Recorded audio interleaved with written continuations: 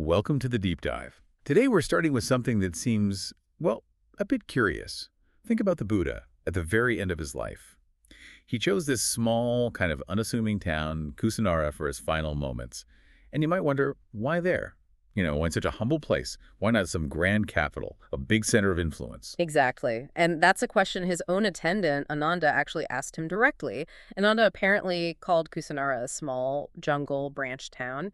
He was suggesting, other big cities like Rajagaha or Savatthi might be more fitting. But Bhagavan's response was really surprising. It turns out Kusinārā had this majestic past, mostly forgotten. And that's really our mission for this deep dive.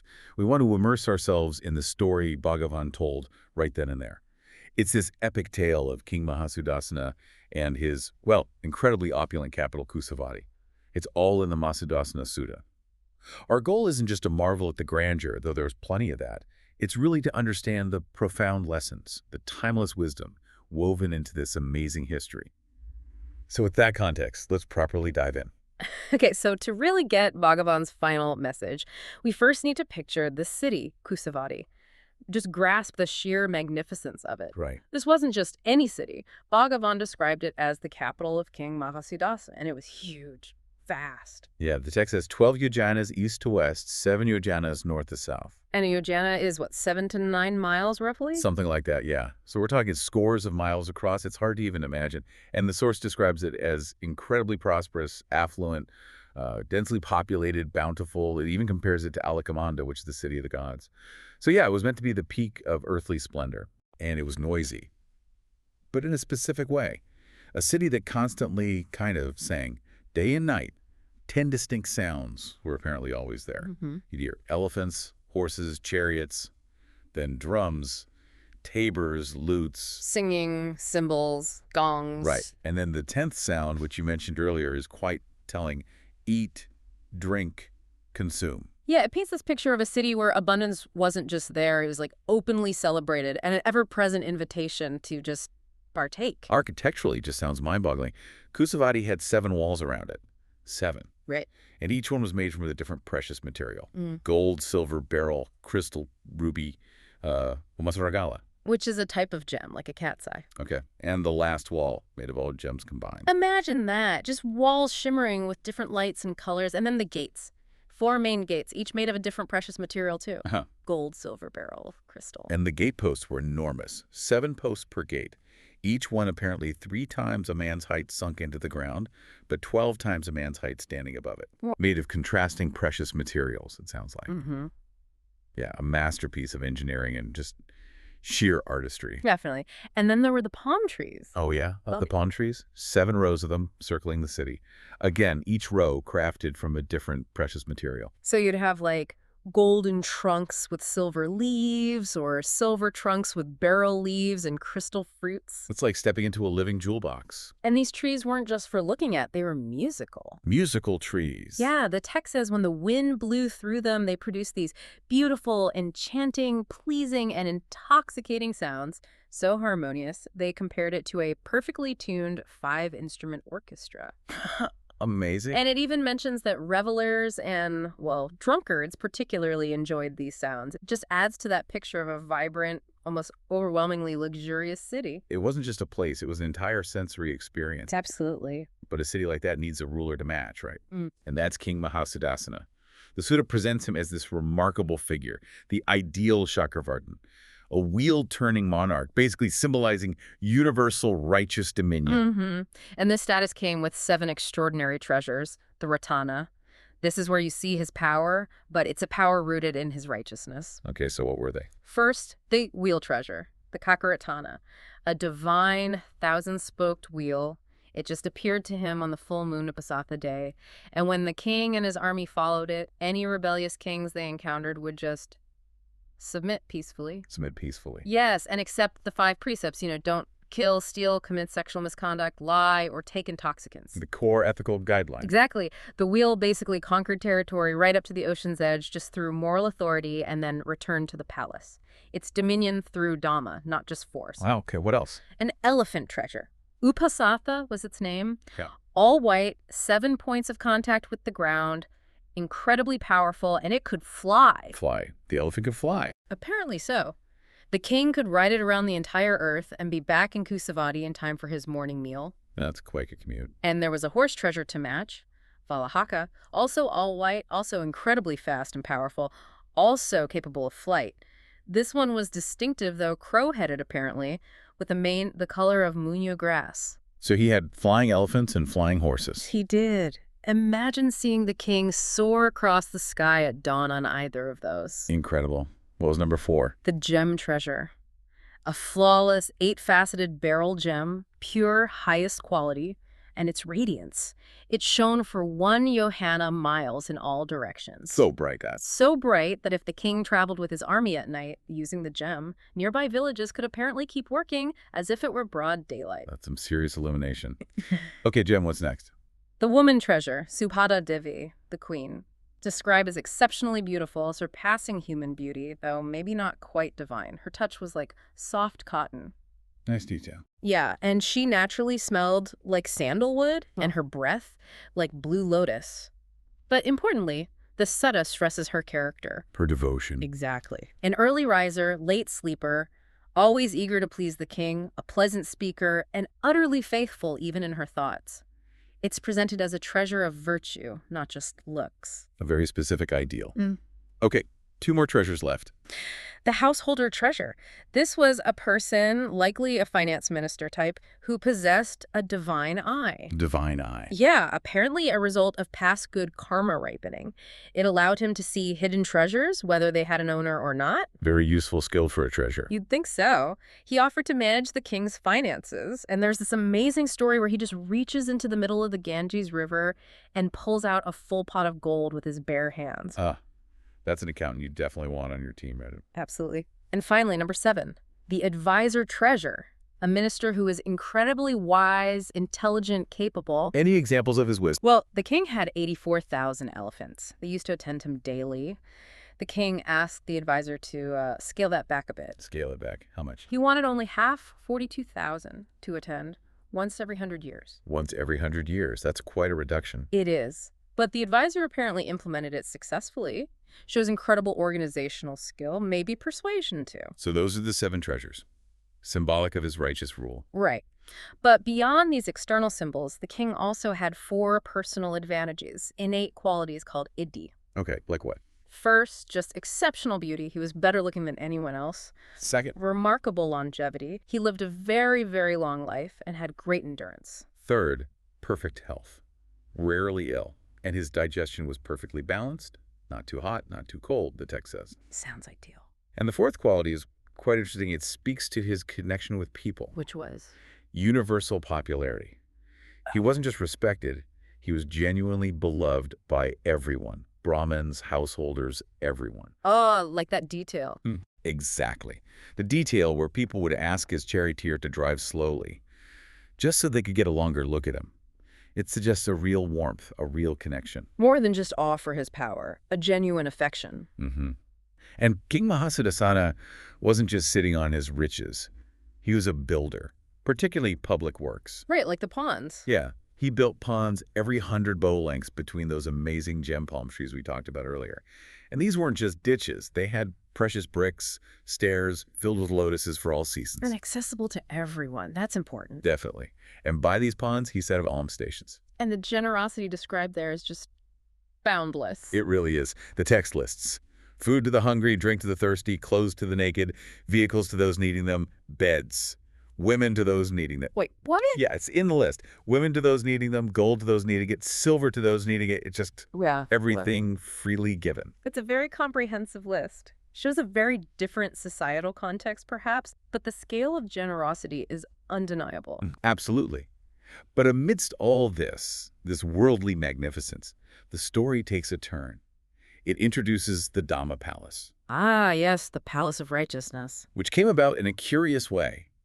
The people, Brahmins and householders, offered the king huge amounts of wealth to build him a residence. But he refused it. He did. He said his own wealth was sufficient and, importantly, righteously acquired. He didn't need more. So they decided to build it for him anyway. Exactly. And then Saka, the lord of the devas, the gods, knowing the king's inner thoughts, commanded the divine architect Visvakama to actually construct the palace. So divine intervention again. This palace was clearly meant to be something special. Oh, definitely. And the scale, Yeah. immense. A yojana long, half a yojana wide. Built on a raised foundation, 3 times a man's height, using 4 colors of precious bricks. Supporting 84,000 pillars, also in 4 colors. 4 colors of floor planks, 24 stairs made of precious materials. It goes on and on. Inside, 84,000 gabled houses, little chambers or pavilions. Each with beds made of different precious materials. Gold, silver, beryl. And gold palm trees stood at the doors of these houses. Plus, a separate all-gold palm forest where the king would just rest during the day. And like the trees outside, the palace itself had sounds. Right, the bell nets. Hung around the palace, they'd tinkle in the wind, producing those same beautiful, enchanting, intoxicating sounds. But the light, that's what seems most striking. Yeah, the text says its brilliance was almost unbearable, difficult to look at, blinding to the eyes, like staring at the midday sun. Wow. And they built a matching pond, too, the Dhamma pond, right in front of the palace. Reflecting all that opulence, complete with its own musical palm groves. So once all this was built, the palace, the pond, the king first made sure all the ascetics and Brahmins were satisfied, provided for. Showing his priorities. Exactly. That's- And then he ascended the Dhamma palace. So here he is, this king. Unimaginable wealth, power, adored by everyone. He literally has it all and probably more. But then he starts to reflect. Mm-hmm. This is the crucial pivot point. He realizes that all this immense power, this prosperity, it wasn't just luck. It was a direct result of his past actions. Specifically. Generosity, self-restraint, and self-control. He earned it through virtue. That's a profound realization, and it leads him from focusing outward on his kingdom to looking inward. Right. He didn't just acknowledge the source of his fortune, he actively started to change his mental state. He consciously abandoned thoughts rooted in sensuality, ill will, and cruelty. Moving from worldly engagement to internal cultivation. And the text details his meditation practice quite specifically.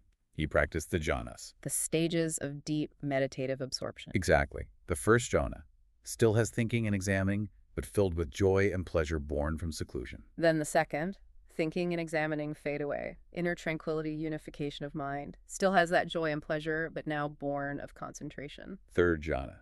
The joy fades, replaced by equanimity. He's mindful, clearly aware, and experiences bodily pleasure, but it's a calmer state.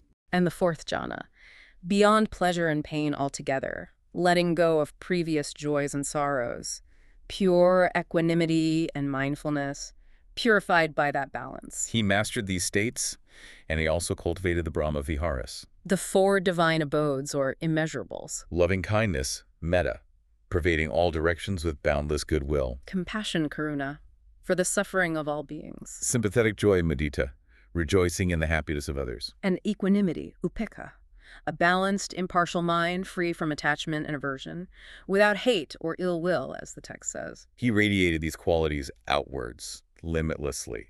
So his real focus, despite the splendor around him, was his deep inner work. A kingdom within. Precisely. Now, as King Mahāsudassana nears the end of his incredibly long life, Bhagavan brings Ananda's attention back to the sheer scale of his possessions. Right, he reminds him of the 84,000 of everything. Cities, palaces, gabled houses, couches, elephants, horses, chariots, gems. Women, householders, nobles, even milking cows and sets of fine clothing. 84,000 daily meals. It's an almost comical level of abundance. But then the scene shifts and becomes incredibly poignant. With the queen, Subhata Devi. Yes. She hasn't seen him for a long time, perhaps while he was deep in meditation. She sees him now, serene but clearly frail, and she fears he's dying. And her reaction is, well, understandable. She starts listing all his possessions. Trying to remind him of everything he has to live for. Clinging. Your Majesty, these 84,000 cities, these 84,000 palaces, she's trying to anchor him to the world through his empire. But the king, in his wisdom, gently corrects her. He tells her that by encouraging this clinging, she's actually treating him with something disagreeable. Oof, that's direct. It is. And here's his core teaching, the heart of it. All dear and pleasing things are subject to separation, disunion, and change. Impermanence, Annika. Exactly. And his crucial advice to her, and implicitly to everyone, is do not die clinging to anything. Why? Because clinging makes death painful and blameworthy. Instead, let go. And he then turns her list back on her, doesn't he? He does. He systematically goes through the entire list, the 84,000 cities, palaces, elephants, everything. But for each one, he tells her, abandon desire for this. Do not cling to life because of this. turning her plea into a final, profound lesson on non-attachment. It's incredibly powerful. The queen, the text says, tries at first. But then she understands. She wipes her tears and echoes his wisdom back to him. Showing she truly received the teaching. And after that exchange, the king passes away peacefully. The Sutta likens his passing to the contentment a person feels after a really good meal. Just satisfied release. And his destiny. Rebirth in the Brahma world, a high heavenly realm. He lived 84,000 years as a prince, 84,000 as a sub-king, 84,000 as the great king. And then another 84,000 years living as a householder but practicing Brahmacharya, the holy life, celibate and virtuous within the Dhamma palace itself, cultivating those 4 Brahma viharas. An immensely long life devoted ultimately to inner development. And then Bhagavan drops the bombshell revelation on Ananda. He says, Ananda, I was King Mahāsudassana at that time. wow. So this whole story, this incredible empire, it was his past life. Yes, and this is where the irony of all that abundance hits home with such force. Because despite having 84,000 of literally everything, Bhagavan reveals he only ever actually used or lived in one city, Kusāvatī. Only one palace, the Dhamma palace. only one specific gabled house within it, the Mahaviyuha, only one couch, one elephant, one horse, one chariot. One woman, Devi.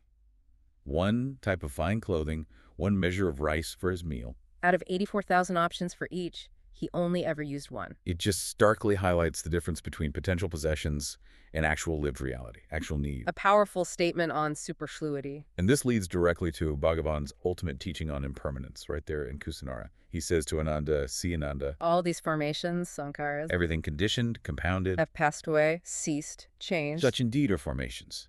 Impermanent, unstable, unreliable. It's a fundamental truth. And the conclusion he draws from this. This much, Ananda, is enough to become disgusted with all formations, enough to become dispassionate, enough to be liberated. Disgusted not in a negative, angry way, but in the sense of disillusionment, seeing things as they really are. Exactly. Seeing their transient nature clearly is the path to letting go, to freedom. And he brings it right back to Kusinārā, the small jungle town. He points out that this very spot, Kusinārā, was where his body had been laid down 7 times before in previous lives as a wheel-turning monarch. 7 times. And this time, his passing there as the Buddha would be the final one. There would be no 8th rebirth like that in this world. It makes the choice of location incredibly poignant. It truly was the right place, rich with unseen history and significance. And he finishes with that incredibly powerful verse, often chanted. Impermanent are all formations, subject to rise and fall. Having arisen, they cease. Their appeasement is bliss. The ultimate peace comes from the cessation of this endless cycle. So we've journeyed through this just incredible story. King Mahāsudassana, the city of Kusāvatī, a realm of almost unbelievable wealth and power. Built on virtue, sustained by generosity. Yeah, but the real deep dive wasn't just into the gold and the gems. It was into that core message woven through it all. Impermanence. Right.